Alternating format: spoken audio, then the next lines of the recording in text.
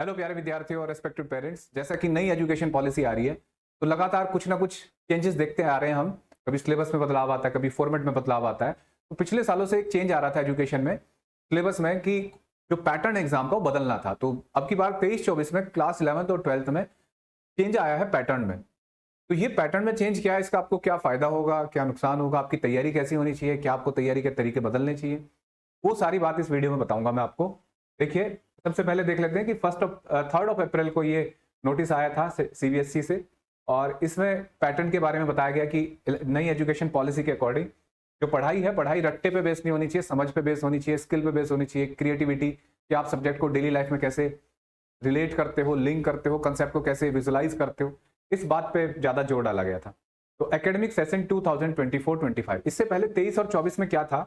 23 और 24 में देखिए ध्यान से, 40% था कॉम्पिटेंसी फोकस क्वेश्चन, जो ऑब्जेक्टिव होते हैं, source based question, assertion reason, case study, ये एमसीक्यूज, ये 40+20 60% हुआ करते थे। 40% क्वेश्चन होते थे short answer question, long answer question, numericals, जो टेक्स्ट बुक के सीधे सीधे सवाल, यह डेरिवेशंस है ना। इस बार फिर एक चेंज आया कि ये जो डेरिवेशन बेस्ड थ्योरी बेस्ड, मतलब जिसमें आप डेरिवेशन मान लेते हैं, लॉन्ग क्वेश्चन मान लेते हैं, उसका 10% रिड्यूस कर दिया और कहाँ भेज दिया, इधर सोर्स बेस में। इसका मतलब केस स्टडी बढ़ जाएंगे, एजर्सन रीजन बढ़ेंगे। तो यहाँ कॉम्पिटेंसी बेस का मतलब सीधा सीधा क्या है, आपकी समझ और आपका क्वेश्चन करने का स्किल, ये बढ़िया होगा, तभी आप सब्जेक्ट में बढ़िया स्कोर कर पाओगे। केवल डेरिवेशन रट के, थ्योरी रट के, थ्योरी रट के, न्यूमेरिकल तो खैर रटे नहीं जा सकते, आंसर मार्क्स नहीं आ सकते, क्योंकि 30% है जो पुराना ढर्रे पे चला आ रहा था पेपर। तो 30% है, अगर 30% ही पेपर में आ रहा है तो उसमें से क्या 30 में से 30 भी ले आए तो भी पास नहीं हो रहे हैं। तो इसका मतलब जो ज्यादा फोकस होगा आपका लर्निंग पैटर्न पे होना चाहिए कि कैसे तैयारी करनी है आपको। अब ये तैयारी कैसे करनी है, देखिए कुछ चीजें हैं जो आपको दिमाग में रखनी है। सबसे पहले कंसेप्ट क्लियरिटी। अब भैया कंसेप्ट क्लियरिटी कहां से होती है, तो दो चीज हैं कंसेप्ट क्लियरिटी के लिए, एक टीचर और दूसरा टेक्स्ट बुक। टेक्स्ट बुक कौन सी है, हालांकि सरकार ने पैटर्न तो बदल दिया लेकिन कंटेंट मटेरियल नहीं दिया। मटेरियल के लिए आज भी हम प्राइवेट ऑथर्स, टीचर्स, इन सब पे ही डिपेंड करते हैं कि वो हमें क्या दे रहे हैं, स्कूल हमें क्या दे रहा है, कोचिंग क्या दे रहा है। तो टेक्स्ट बुक के लिए तो हमारे पास एनसीईआरटी, और भैया ये आप पे डिपेंड करता है कि आपके टीचर का स्किल क्या है। ठीक है, टीचर आपको कितना बेसिक कंसेप्ट आपके क्लियर कर पा रहा है क्लास में। तो कंसेप्ट जब तक क्लियर नहीं होंगे, पैटर्न चाहे पुराना हो चाहे नया, क्वेश्चन नहीं होता। आपसे नया कोई भी क्वेश्चन दे दिया जाए तो नहीं हो सकता। इसलिए इन दो बातों से आपके कंसेप्ट क्लियरिटी होते हैं। इन दो को मिला जुला के आपके बनते हैं नोट्स, जिनको आपको ऐसे रखना है कि आपकी उंगलियों पर रहने चाहिए। हर चीज आपके दिमाग में ऐसे होनी चाहिए कि अगर मैं आपसे कहूं कि ये चैप्टर, ये टॉपिक, इसके बारे में कितना जानते हो, तो बोर्ड को लिख दो सारी चीज की ये आता है मुझे। ठीक है, जब आपको ये फॉर्मेट याद हो जाएगा तो फिर कोई नई चीज भी कर पाओगे आप। अब देखिए दूसरी बात, दूसरा आता है कि ये जो कॉम्पिटेंसी बेस्ड क्वेश्चन है, तो इनका न्यूमेरिकल स्किल या प्रॉब्लम बेस्ड स्किल, कि भैया प्रॉब्लम बेस्ड स्किल, कि क्वेश्चन आपसे कैसे क्रैक हो। तो क्वेश्चन के लिए सीधा सीधा, जैसे बहुत सारे बच्चे सुनते हैं कैसे होंगे क्वेश्चन, तो आपके जैसे फिजिक्स में लगभग 13-14 चैप्टर है, तो आपका टारगेट होना चाहिए कि पर चैप्टर 100 एमसीक्यू मिनिमम। अगर आप 100 ऑब्जेक्टिव बना लेते हो तो इससे आपको कंसेप्ट की, चैप्टर की क्लियरिटी होगी ऑब्जेक्टिव लेवल पे, और प्लस अगर 100 और आपने बना लिए तो आपकी हो जाती है कमांड। पर चैप्टर 200 ऑब्जेक्टिव क्वेश्चन आपको एक अच्छा स्किल दे देंगे जिससे आप कोई भी क्वेश्चन क्रैक कर सकते हो।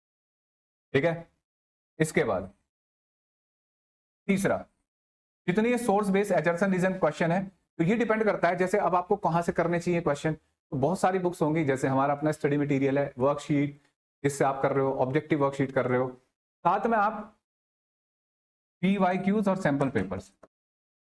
सैंपल पेपर कौन से करने हैं बच्चों, आपको सैंपल पेपर्स करने हैं जो सीबीएसई के सैंपल पेपर सबसे पहले जो ऑफिशियल वेबसाइट से रिलीज होते हैं। हालांकि वो 2-2 4-4 है, लेकिन आप पिछले 4 साल के सैंपल पेपर देखोगे तो बहुत क्लासिक है, और साथ में वहां एक प्रैक्टिस पेपर भी आता है हर साल।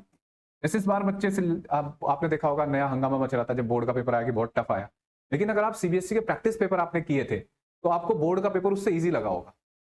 बोर्ड का पेपर प्रैक्टिस पेपर से ईजी था, लेकिन ध्यान से देखते नहीं बच्चे, करते नहीं है प्रैक्टिस पेपर। तो भैया प्रैक्टिस पेपर बहुत ध्यान से करने हमें। और तीसरा, रिवीजन बहुत जरूरी है। अगर आप सब्जेक्ट का, चैप्टर्स का रिवीजन नहीं करेंगे तो ये चीजें फायदे में नहीं रहेंगी। कुछ एक चीज आप समझ सकते हो, अगर रिवीजन नहीं करेंगे तो आप वो खराब हो जाती है।